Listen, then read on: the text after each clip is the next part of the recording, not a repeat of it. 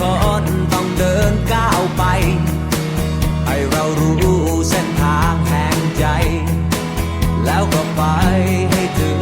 ที่นั่นเพราะชีวิตคือการต่อสู้ให้เรียนรู้ด้วยใจตั้งมั่นเส้นทางไกลกันไหนช่างมันคนช่างฝันเท่านั้นทำได้ฉันคือหนึ่งค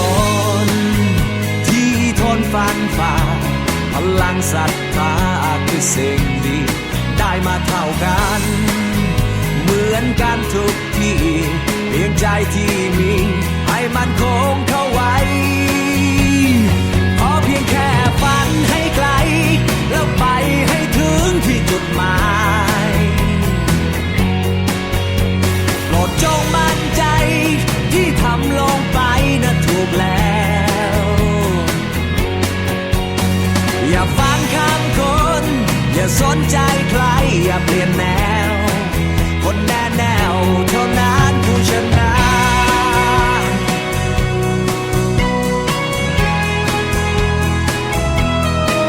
หากปัญหาเข้ามาทางตรงอย่าไปโหมให้จงผ่อนคลายค่อยๆคิดสบายสบายปล่อยมันไปตามเรื่องสักวันเพราะชีวิตคือการต่อสู้ให้เรียนรู้ด้วยใจตั้งมั่นเส้นทางไกลกันไหนช่างมันคนช่างฝันเท่านั้นทำได้แต่ฉันคือหนึ่งคนที่ทนฟันฝ่าพลังศรัทธาคือสิ่งดีได้มาเท่ากันเหมือนกันทุกที่เพียงใจที่มีให้มันคงเข้าไว้ขอเพียงแค่ฝันให้ไกลแล้วไปให้ถึงที่จุดหมายโปรดจงมั่นใจที่ทำลงไปนะถูกแล้วอย่าฟังคำคนอย่าสนใจใครอย่าเปลี่ยนแนวคนแน่แนวเท่านั้นผู้ชนะ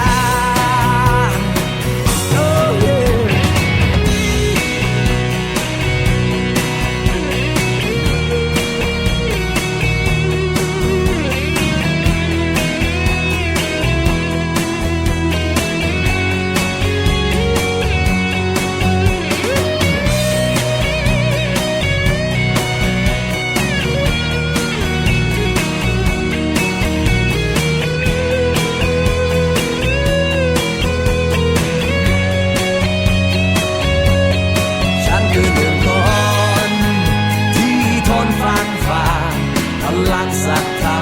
คือสิ่งดีได้มาเท่ากันเหมือนกันทุกที่เพียงใจที่มีให้มันคงเข้าไว้ขอเพียงแค่ฝันให้ไกลแล้วไปให้ถึงที่จุดหมายโปรดจงมั่นใจที่ทำลงไปนะถูกแล้วอย่าฟังคำคนอย่าสนใจใครอย่าเปลี่ยนแนวคนแน่แนวเท่านั้นผู้ชนะ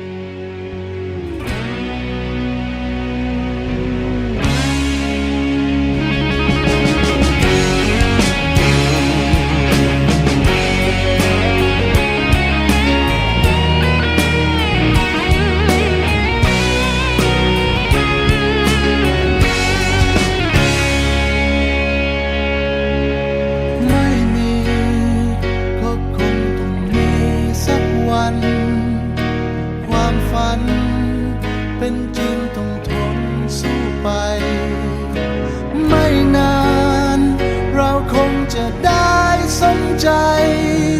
มุ่งมั่นทุ่มเทเพียงใดกว่าจะได้มา เส้นชัยไม่มาต้องไปหามัน รางวัลมีไว้ให้คนตั้งใจขวากน้ำทิ่มแทงก่อนผ่านพ้นไป โลกนี้ไม่มีอะไรได้มาง่ายได้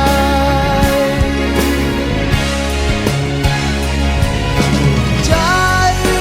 สู้หรือเปล่า ไหวไหมบอกมา โอกาสของผู้กล้าศรัทธาไม่มีท้อ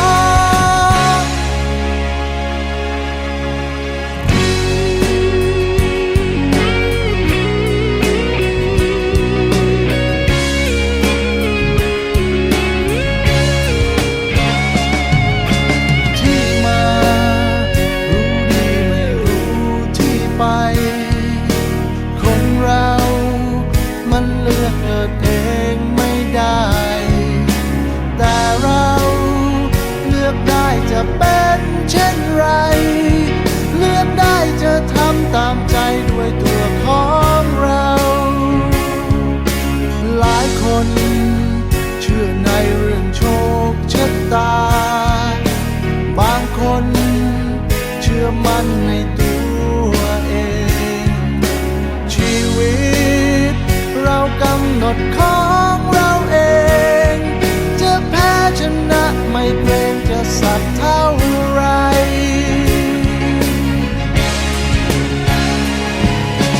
ใจสู้หรือเปล่า ไหวไหมบอกมา โอกาสของผู้กล้าศรัทธาไม่มีท้อ เรื่องราวมากมายบีบคั้นกายและใจโอนอ่อนหวันไหวต่างก็มีเหตุผ